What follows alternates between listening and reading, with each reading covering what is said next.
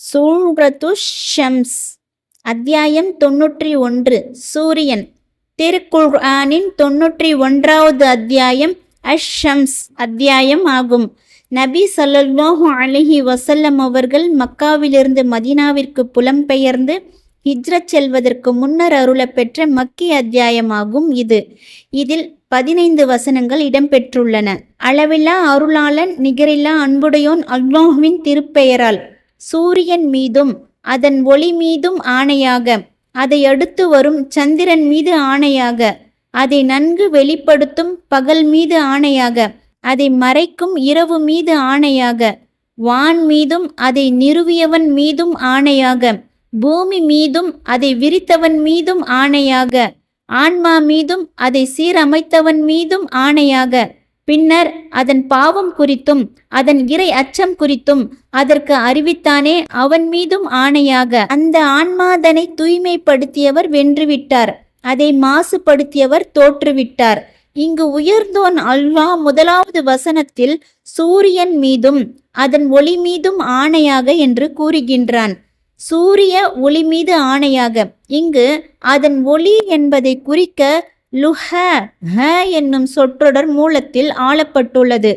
இதற்கு முஜாஹித் ரஹ்மத்துல்லாஹி அலைஹி அவர்கள் சூரிய ஒளி என்று பொருள் கூறினார்கள். கதாதா ரஹ்மத்துல்லாஹி அலைஹி அவர்கள் இது முழு பகலையும் குறிக்கிறது என்று தெரிவிக்கிறார்கள். இப்னு ஜரீர் ரஹ்மத்துல்லாஹி அலைஹி அவர்கள் கூறியதாவது, அல்லாஹ் சூரியன் மீதும் அது தெரிகின்ற பகலின் மீதும் சத்தியம் செய்துள்ளான் என்னும் கருத்தே இங்கு சரியானதாகும். ஏனெனில் வெளிப்படையாக தெரிகின்ற சூரிய வெளிச்சமே பகல் ஆகும். சந்திரன் மீது ஆணையாக. அடுத்த வசனம் அதை அடுத்து வரும் சந்திரன் மீது ஆணையாக என்று கூறுகின்றது. இங்கு அதை அடுத்து வரும் என்பதை குறிக்க தலஹ என்னும் சொற்றொடர் மூலத்தில் இடம்பெற்றுள்ளது. இதற்கு முஜாஹித் ரஹ்மத்துல்லாஹி அலைஹி அவர்கள் சூரியனை பின்தொடர்ந்து வரும் என்று பொருள் கூறினார்கள். இப்னு அப்பாஸ் ரதியல்லாஹு அன்ஹு அவர்கள் இந்த வசனத்திற்கு பொருள் கூறுகையில் பகலை அடுத்து வரும் சந்திரன் மீது ஆணையாக என்று குறிப்பிட்டுள்ளார்கள். கதாதா ரஹ்மத்துல்லாஹி அலைஹி அவர்கள் கூறியதாவது, அதை தொடர்ந்து வரும் என்று அல்லாஹ் தெரிவித்துள்ளான். அதாவது புதுப்பிறை தோன்றும் இரவில் அரபி மாதத்தின் முதல் நாளில் சூரியனை தொடர்ந்து சந்திரன் வரும். ஏனெனில் சூரியன் மேற்கில் கீழே இறங்கும் போது பிறை தென்படும். அப்துல் ரஹ்மான் பின் ஜைத் பின் அஸ்லம் ரஹ்மத்துல்லாஹி அலைஹி அவர்கள் கூறியதாவது, மாதத்தின் முதற்பாதியில் சந்திரனானது சூரியனை பின்தொடரும். அதாவது சூரியன் தோன்றிய பின் சந்திரன் தோன்றும். பின்னர் மாதத்தின் பிற்பகுதியில் சூரியனானது சந்திரனை பின்தொடரும். அதாவது சந்திரன் தோன்றிய பின் சூரியன் தோன்றும். பகல் மீது ஆணையாக. அடுத்த வசனம் அதை நன்கு வெளிப்படுத்தும் பகல் மீது ஆணையாக என சொல்கிறது. இதில் அதை வெளிப்படுத்தும் என்பதை குறிக்க ஜல்லாஹ என்னும் சொற்றொடர் மூலத்தில் ஆளப்பட்டுள்ளது. இதற்கு முஜாஹித் ரஹ்மத்துல்லாஹி அலைஹி அவர்கள் அதை ஒளிர வைக்கும் என்று பொருள் கூறியுள்ளார்கள். இந்த வசனத்திற்கு கதாதா ரஹ்மத்துல்லாஹி அலைஹி அவர்கள் பொருள் கூறுகையில் சூரியனை போர்த்தி கொண்ட உடுத்தி கொண்ட பகலின் மீது ஆணையாக என குறிப்பிட்டுள்ளார்கள். மொழி அறிஞர்கள் சிலர் இந்த வசனத்திற்கு இருளை அகற்றும் பகலின் மீது ஆணையாக என்று பொருள் விளக்கம் அளித்திருக்கின்றனர். இதற்கு அந்த வாசகமே சான்றளிப்பதாக அவர்கள் கருதுகின்றனர். இப்னு கசீர் ஆகிய நான் கூறுகின்றேன், இக்கருத்தாளர்கள் வன்னஹாரி இதா ஜல்லாஹ என்னும் வசனத்தில் இடம்பெறும் ஹ என்னும் பிரதிப்பெயர் சொல்லானது பூமியை குறிக்கும் என்ற வகையில் பூமியை வெளிச்சமாக்கும் பகல் மீது ஆணையாக என்று பொருள் செய்தால் அது ஏற்றதாக அமையலாம். அத்துடன் அடுத்த வசனத்திற்கும் இதே விளக்கம் அளித்து பூமியை மறைக்கும் இரவு மீது ஆணையாக என்று பொருள் செய்வதும் சரியாகும். இதுவே சிறந்ததும் ஆகும், வலுவானதும் ஆகும். அல்லாஹ்வே நன்கறிந்தவன். இதனாலேயே முஜாஹித் ரஹ்மத்துல்லாஹி அலைஹி அவர்கள் அதை நன்கு வெளிப்படுத்தும் பகல் மீது ஆணையாக என்னும் இந்த வசனமானது ஒளிரும் பகல் மீது ஆணையாக என்னும் வசனத்தை போன்று அமைந்துள்ளது என தெரிவித்துள்ளார்கள்.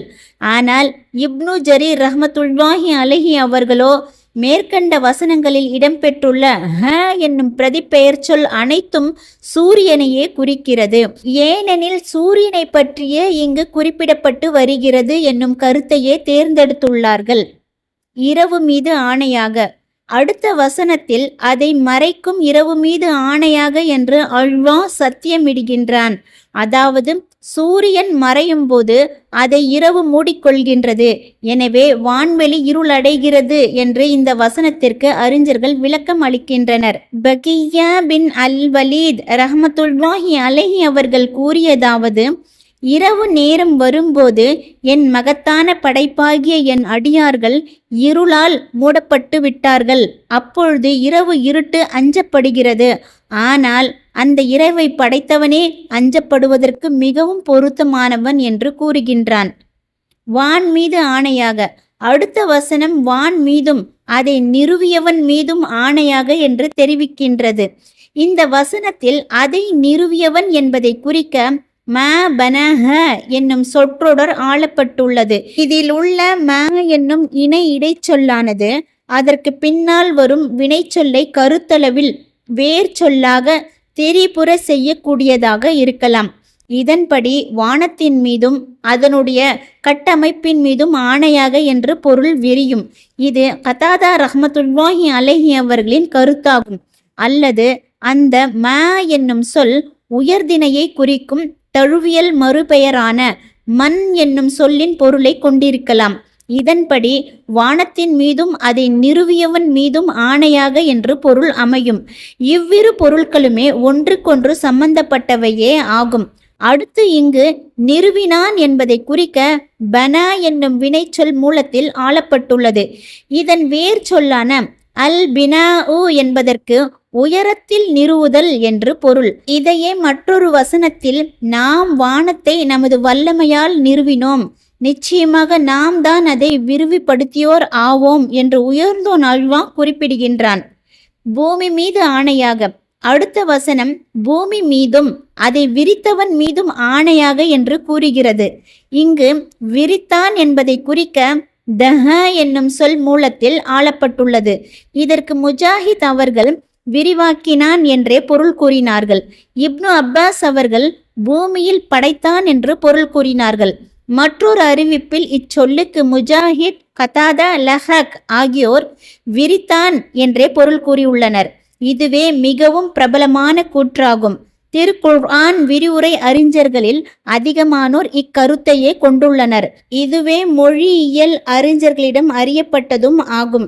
மொழியியல் அறிஞர் ஜௌஹரி ரஹ்மத்துல்லாஹி அலைஹி அவர்கள் கூறியதாவது, நான் அதை விரித்தேன் என்பதை குறிக்க அரபி மொழியில் தஹௌதுஹு என்றும் தஹௌதுஹு என்றும் த மற்றும் தால் கொண்டு வருவர். அதை விரித்தேன் என்பதே இரண்டுக்கும் பொருளாகும். ஆன்மா மீது ஆணையாக. அடுத்த வசனம் ஆன்மா மீதும் அதை சீரமைத்தவன் மீதும் ஆணையாக என்று குறிப்பிடுகின்றது. அதாவது அல்லாஹ் ஆன்மாவை நேரானதாகவும் நேர்த்தியானதாகவும் செம்மையான இயற்கையோடும் படைத்தான்.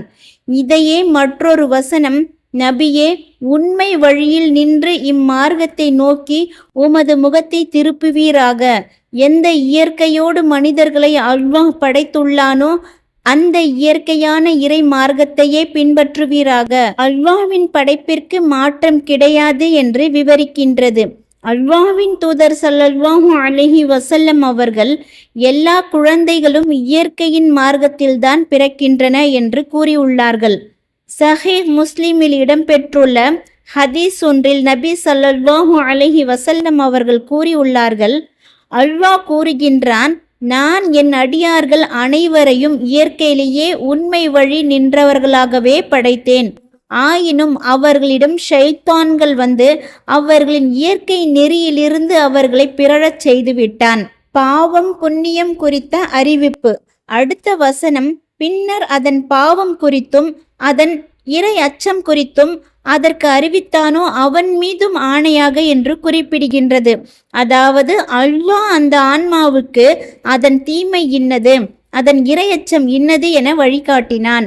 அதாவது எது தீமை எது இரையச்சம் என்று ஆன்மாவுக்கு அல்லாஹ் தெளிவுபடுத்தி அதற்கென எது விதிக்கப்பட்டதோ அதற்கு வழிகாட்டினான்.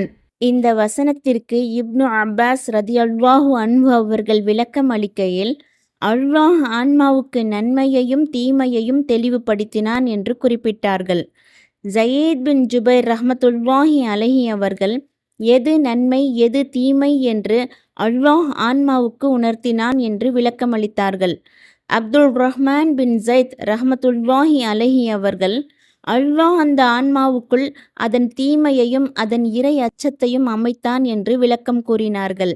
நபி மொழி இம்ரான் பின் ஹுசைன் ரதியல்லாஹு அன்ஹு அவர்கள் கூறியதாவது, முசைனா அல்லது ஜுஹைனா குலத்தைச் சேர்ந்த ஒருவர் நபி ஸல்லல்லாஹு அலைஹி வஸல்லம் அவர்களிடம் வந்து, அல்லாஹ்வின் தூதரே, மனிதர்கள் இன்று நற்செயல் புரிவதும் அதற்காக முனைந்து செயல்படுவதும் ஏற்கனவே அவர்கள் மீது தீர்மானிக்கப்பட்ட விதியின் அடிப்படையிலா அல்லது அவர்களுக்கு எதிரான சான்றை உறுதிப்படுத்தும் வகையில் அவர்களுடைய இறை தூதர்கள் அவர்களிடம் கொண்டு வந்துள்ளவற்றை ஏற்று செயல்படுவதை பொறுத்தா என்று கேட்டார்.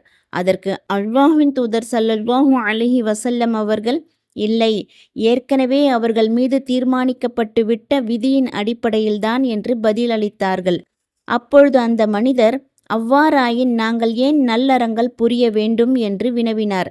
அதற்கு அல்லாஹ்வின் தூதர் ஸல்லல்லாஹு அலைஹி வஸல்லம் அவர்கள், அல்லாஹ் ஒருவரை சொர்க்கம் நரகம் எனும் இரு நிலைகளில் ஒன்றுக்காக படைத்திருந்தால் அந்த நிலைக்கு அவரை தயார்படுத்துவான். இதை உண்மைப்படுத்தும் அம்சம் உயர்ந்தோன் அல்லாஹ்வின் வேதத்தில் இடம்பெற்றுள்ளது என்று கூறிவிட்டு, ஆன்மா மீதும் அதை சீரமைத்தவன் மீதும் ஆணையாக, பின்னர் அதன் பாவம் குறித்தும் அதன் இறை அச்சம் குறித்தும் அதற்கு அறிவித்தானே அதன் மீதும் ஆணையாக என்னும் மேற்கண்ட வசனங்களை ஓதி காட்டினார்கள். தூய்மைப்படுத்தியவரும் மாசுபடுத்தியவரும். அடுத்த வசனங்களில் அந்த ஆன்மாதனை தூய்மைப்படுத்தியவர் வென்றுவிட்டார், அதை மாசுபடுத்தியவர் தோற்றுவிட்டார் என உயர்ந்தோன் அல்லாஹ் எடுத்துரைக்கின்றான். அதாவது, யார் தமது ஆன்மாவை இறைவனுக்கு கீழ்ப்படிவதன் மூலம் தூய்மைப்படுத்துவதுடன் கீழ்த்தரமான குணங்களிலிருந்தும் இழிவான பண்புகளிலிருந்தும் அதை தூய்மைப்படுத்தி கொள்கிறாரோ அவர் நிச்சயமாக வெற்றி பெற்றுவிட்டார். இந்த வசனமானது மன தூய்மை அடைந்தவர் நிச்சயமாக வெற்றி பெற்றுவிட்டார், அவர் தம் இரட்சகனின் திரு நாமத்தை நினைந்து தொழுவார் என்னும் வசனங்களை போன்றதாகும். அடுத்து, அதை மாசுபடுத்தியவர் தோற்றுவிட்டார் என்று மேற்கண்ட வசனம் கூறுகின்றது. அதாவது, யார் தமது ஆன்மாவை மலிவானதாக்கி வல்லமையும் மாண்பும் மிக்க அல்லாஹுக்கு கீழ்ப்படிவதை கைவிட்டுவிட்டு பாவங்களில் உழல்கின்ற அளவுக்கு போனாரோ அவர் தோல்வியடைந்து விட்டார். இந்த வசனத்திற்கு தமது ஆன்மாவை தூய்மைப்படுத்தியவர் வெற்றி பெற்றார், யாருடைய ஆன்மாவை அல்லாஹ் மாசுபடுத்தி விட்டானோ அவர் இழப்புக்கு உள்ளாகிவிட்டார் என்றும் பொருள் கொள்ளலாம். இவ்வாறு இப்னு அப்பாஸ் ரதியல்லாஹு அன்ஹு அவர்கள் கூறினார்கள். நபி துஆக்கள். 1. அபு ஹுரைரா ரதியல்லாஹு அன்ஹு அவர்கள் கூறியதாவது, அல்லாஹ்வின் தூதர் ஸல்லல்லாஹு அலைஹி வஸல்லம் அவர்கள் பின்னர் அதன் பாவம் குறித்தும் அதன் இறை அச்சம் குறித்தும் அதற்கு அறிவித்தானே அவன் மீதும் ஆணையாக என்னும் வசனத்தை ஓதிவிட்டு, அல்லாஹும்ம ஆத்தி நஃப்ஸி தக்வாஹ வ ஸக்கீஹ அன்த ഖൈറു மன் ஸக்காஹ அன்த வலியுஹ வ மௌலாஹ என்று கூறியதை நான் செவியுற்றேன். பொருள்: இறைவா, எனது ஆன்மாவுக்கு இறை அச்சத்தை நீ வழங்குவாயாக, எனது ஆன்மாவை நீ தூய்மைப்படுத்துவாயாக, அதை தூய்மைப்படுத்துவோரில் நீயே சிறந்தவன், நீயே அதன் உரிமையாளனும் அதன் காவலனும் ஆவாய். ஆயிஷா ரதியல்லாஹு அன்ஹா அவர்களின் அறிவிப்பு. 2. அன்னை ஆயிஷா ரதியல்லாஹு அன்ஹா அவர்கள் கூறியதாவது, ஒரு நாள் இரவில் நபி ஸல்லல்லாஹு அலைஹி வஸல்லம் அவர்களை படுக்கையில் காணவில்லை. எனவே நான் எனது கையால் அவர்களை துழாவினேன். அப்பொழுது தொழுகையில் சஜிதாவில் இருந்து கொண்டு நபி ஸல்லல்லாஹு அலைஹி வஸல்லம் அவர்கள் மீது என் கைப்பட்டது. அப்பொழுது அவர்கள், ரப்பி அஹ்தி நஃப்ஸி தக்வாஹ வ ஸக்கீஹ அன்த ഖൈറു மன் ஸக்காஹ அன்த வலியுஹ வ மௌலாஹ என்று பிரார்த்தித்து கொண்டிருந்தார்கள். பொருள்: என் இறைவா, எனது ஆன்மாவுக்கு அதன் இறை அச்சத்தை நீ வழங்குவாயாக, எனது ஆன்மாவை நீ தூய்மைப்படுத்துவாயாக, அதை தூய்மைப்படுத்துவோரில் நீயே சிறந்தவன், நீயே அதன் உரிமையாளனும் அதன் காவலனும் ஆவாய். ஜயித் பின் ரதியல்லாஹு அன்ஹு அவர்களின் அறிவிப்பு. ஜயித் பின் அர்கம் ரதியல்லாஹு அன்ஹு அவர்கள் கூறியதாவது, அல்லாஹ்வின் தூதர் ஸல்லல்லாஹு அலைஹி வஸல்லம் அவர்கள் அல்லாஹும்ம இன்னி அஊது பிக்க மினல் அஜ்ஸி வல் கஸ்லி வல் ஹரமி வல் ஜுப்னி வல் புக்லி வல் அதாபில் கபர். அல்லாஹும்ம ஆத்தி நஃப்ஸி தக்வாஹா வ ஜக்கீஹா அன்த கைரு மன் ஜக்காஹா அன்த வலியுஹா வ மௌலாஹா. அல்லாஹும்ம இன்னி அஊது பிக்க மின் கல்பின் லா யக்ஷஉ வ மின் நஃப்ஸின் லா தஷ்பஉ வ மின் இல்மின் லா யன்ஃபஉ வ மின் துஆஇன் லா யுஸ்தஜாபு லஹா என்று பிரார்த்திப்பது வழக்கம். பொருள்: இறைவா, உன்னிடம் நான் இயலாமையில் இருந்தும், சோம்பலிலிருந்தும், தள்ளாமையில் இருந்தும், கோழைத்தனத்திலிருந்தும், கருமித்தனத்திலிருந்தும், மண்ணறையின் வேதனையிலிருந்தும் பாதுகாப்பு கோருகின்றேன். இறைவா, எனது ஆன்மாவுக்கு அதன் இறை அச்சத்தை நீ வழங்குவாயாக. எனது ஆன்மாவை நீ தூய்மைப்படுத்துவாயாக. அதை தூய்மைப்படுத்துவோரில் நீயே சிறந்தவன். நீயே அதன் உரிமையாளனும் அதன் காவலனும் ஆவாய். இறைவா, உன்னை அஞ்சாத உள்ளத்திலிருந்தும், திருப்தி அடையாத மனத்திலிருந்தும், பயனளிக்காத கல்வியிலிருந்தும், அங்கீகரிக்கப்படாத பிரார்த்தனையிலிருந்தும் உன்னிடம் நான் பாதுகாப்பு கோருகின்றேன். இவ்வாறு கூறிய ஸைத் பின் அர்கம் ரதியல்லாஹு அன்ஹு அவர்கள், அல்லாஹ்வின் தூதர் ஸல்லல்லாஹு அலைஹி வஸல்லம் அவர்கள் இவற்றை எங்களுக்கு கற்றுத்தருவது வழக்கம். அவற்றை நாங்கள் உங்களுக்கு கற்றுத் தருகின்றோம் என்று தெரிவித்தார்கள்.